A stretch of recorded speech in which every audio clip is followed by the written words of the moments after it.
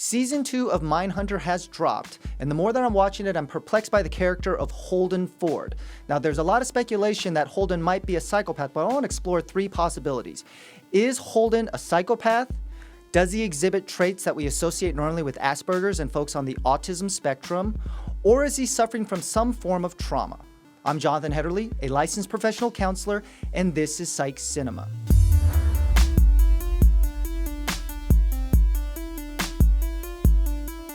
Psych Cinema is Shrink Tank's video series where I explore the psychology found in the films and television shows that I watch and love. Be sure to subscribe to our channel so you won't miss out any time that we drop new content. Now, Mindhunter Season 2 continues exploring the character of Holden Ford, who is based on the real-life agent John E. Douglas. And we start to see some of these particular behavioral quirks. And a couple years ago, Vulture, as well as Mindhunter's Reddit page, they started to speculate that Holden was a textbook functioning psychopath. And what does that mean? Well, let's first be able to explore what psychopathy is. First of all, it's not found in the DSM. Really, we want to look at antisocial personality disorder or narcissistic personality disorder.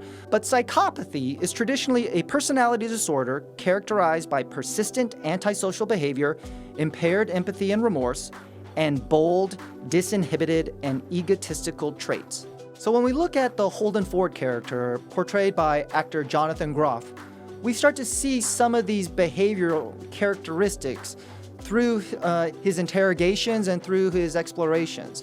We see that he seems to suffer from a large degree of hubris or arrogance, thinking that his ideas about criminal psychology, forensic psychology is revolutionary and that nobody else has come close to thinking about some of these wild theories.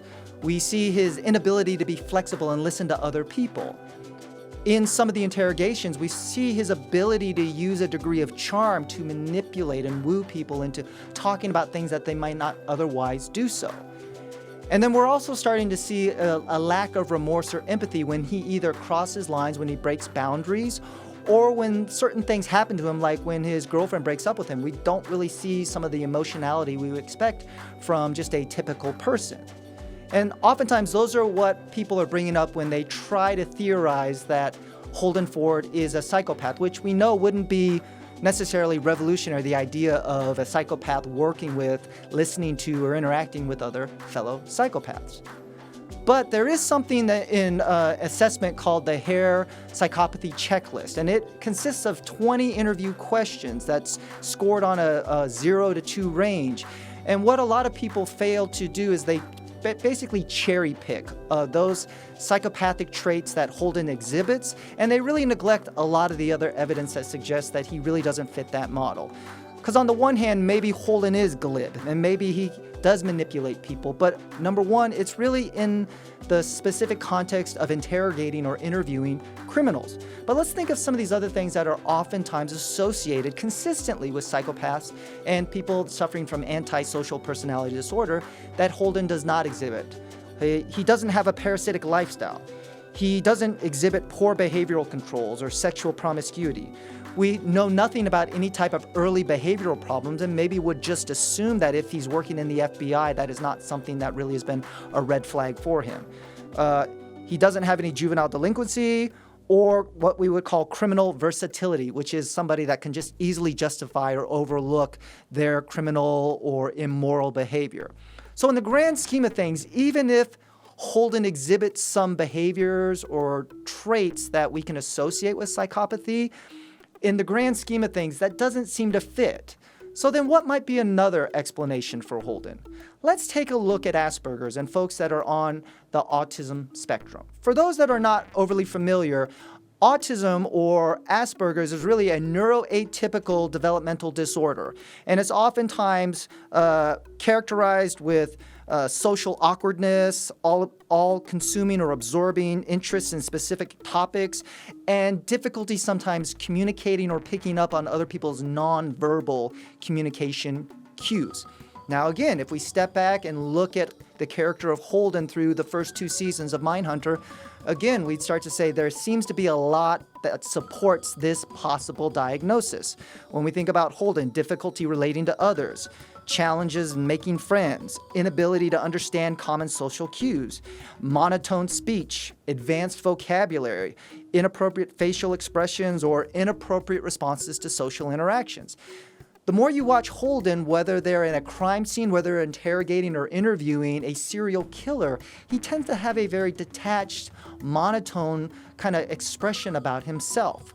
We see that he oftentimes is missing social cues to the point where his partners are really left with the responsibility of cueing him in or stepping in and intervening on Holden's behalf when he starts to make things more complicated, more advanced or technical, or he's not reading that other people are just flat out bored or annoyed by him. But again, those may be some of the things that we associate with folks on the autism spectrum, but there's a lot more that, again, Holden doesn't seem to exhibit. Examples would be he has no problem with eye contact. Holden doesn't have limited question asking. If anything, he probably asks too many questions, and he really just loves his job in terms of interviewing and talking with serial criminals. He doesn't have difficulty processing language. He is not so literal in his interpretation and understanding of language or words. And he seems to exhibit healthy, what we would call theory of mind, which is when somebody is able to take other people's perspectives and determine what they are thinking. Now, he may not always agree with that. He may have difficulty accepting other people's theories and ideas that when it runs in contrast to his own, but at least he's able to understand other people's perspective and why they might think that. He has high executive function. He doesn't have problems with coordination, hygiene, we think, or sensitivity to touch, despite the fact that when he got a hug from Ed Kemper, he basically had a panic attack to end season 1. So again, he may exhibit a lot of the social awkwardness and maybe some of the speaking kind of flat monotone expression, but all in all, Holden has very limited representation of characteristics that we often associate with people on the spectrum.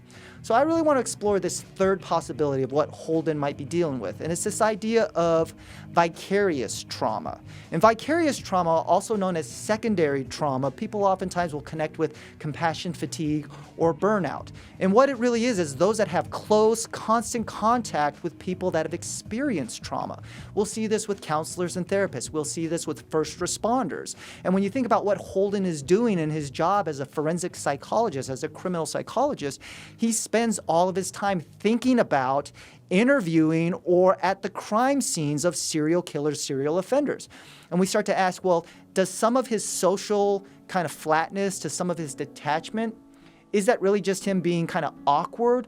Or is he dealing with the overwhelming kind of piling on of all of that trauma of either listening to killers in a very detached way or in a very salacious way, talking about their crimes and their motives behind it, or especially in the second season when they're helping out with the Atlanta child murders, as he comes face to face with the parents whose children have been murdered or gone missing, and they have little to no answers or leads with that. Here's some of the symptoms we associate with vicarious trauma: anxiety, irritability, exhaustion, the rejection of physical and emotional closeness, change in relationship with colleagues, difficulty having rewarding relationships, lack of flexibility, blaming others, poor relationship, poor communication, impatience, dissatisfaction, and detachment. Again, we look at Holden through the vacuum of 2 seasons, and he exhibits a lot of this.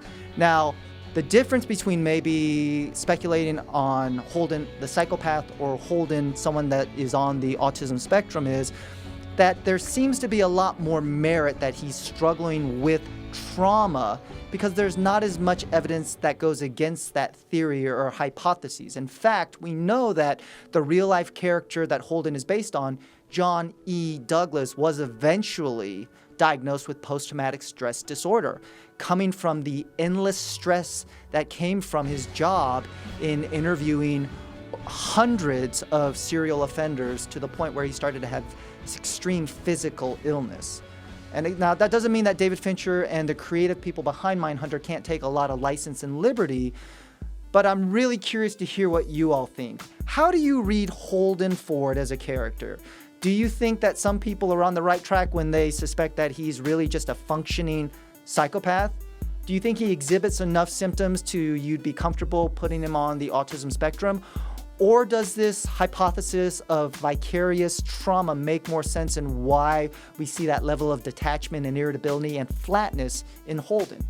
Be sure to leave your thoughts and opinions in the comment section below. You're also welcome to leave a recommendation of a film or a television show you'd like for us to tackle here on Psych Cinema. Be sure to check out shrinktank.com, our website, where you're going to find all types of articles, quizzes, videos, podcasts, and more that explores the rich intersection of pop culture and psychology. That's going to do it for today's episode. I'm Jonathan Hetterly. Thanks for watching. Until next time, we'll see you at the movies or in front of the TV.